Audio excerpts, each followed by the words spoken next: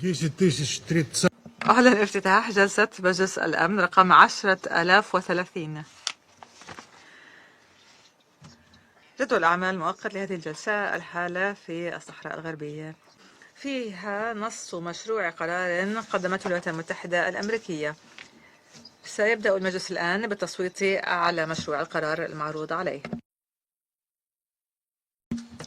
سأطرح مشروع القرار لتصويت الآن. أرجو من الوفود المؤيدة لمشروع القرار الوارد في وثيقة رمز S على 2025 على 692 أن ترفع يدها.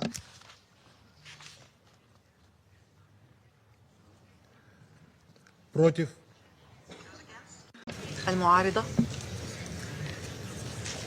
اعمل نفسك ميت، اعمل نفسك ميت. المعارضة.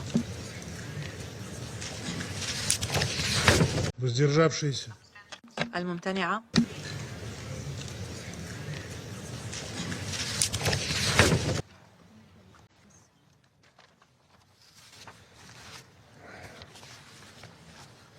За резолюцию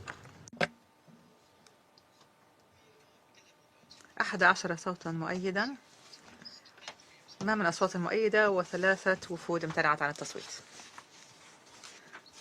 أحد أعضاء المجلس لم يشارك في التصويت، وبهذا يكون مشروع القرار قد اعتمد وسيصدر كالقرار 2797. Focus ce matin dans le monde qui bouge sur le Maroc et la question du Sahara occidental. Le 31 octobre, une résolution de l'ONU a été adoptée. Les États-Unis et l'ONU laissent la main au Maroc pour son plan d'autonomie. On en parle.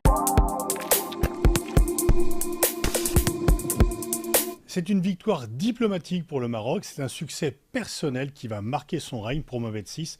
Je parle de la résolution du Conseil de sécurité des Nations Unies sur le Sahara occidental. En effet, le Conseil de sécurité, par 11 voix avec 3 abstentions, Chine, Russie, Pakistan, et un refus de participer au vote, l'Algérie, qui est membre non permanent du Conseil de sécurité, a entériné le plan marocain d'autonomie du Sahara au sein du royaume marocain.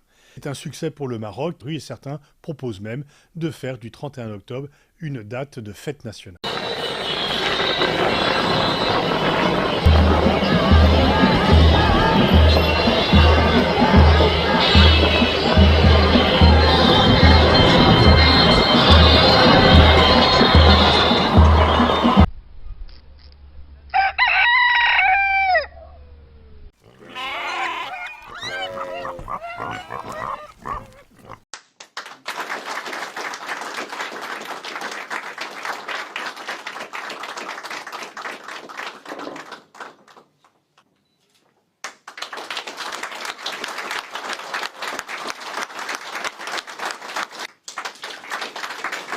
Well, now for the first time I can tell you that you're a disaster.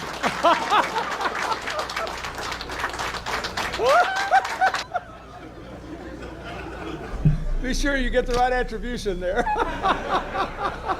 Я надеюсь, что вы правильно все это поняли.